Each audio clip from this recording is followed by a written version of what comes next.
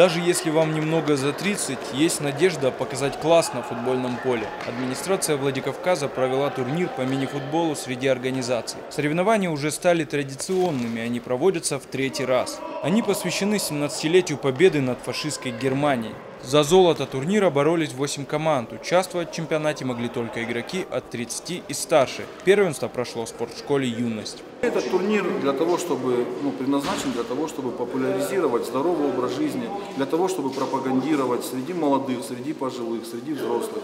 Турнир ветеранский, есть возрастные ограничения от 30 лет, старше 30 лет. И у нас очень много людей, которые любят мини-футбол, и пришли, и поддержали, и принимают участие.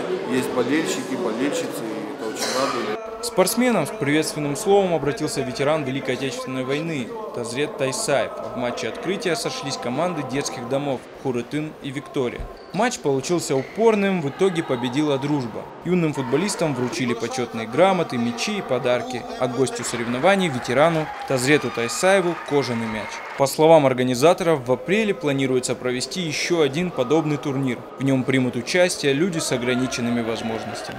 Артем Балатаев, Дзера Сабагаева, Михаил Безуглов, Осетия ТВ.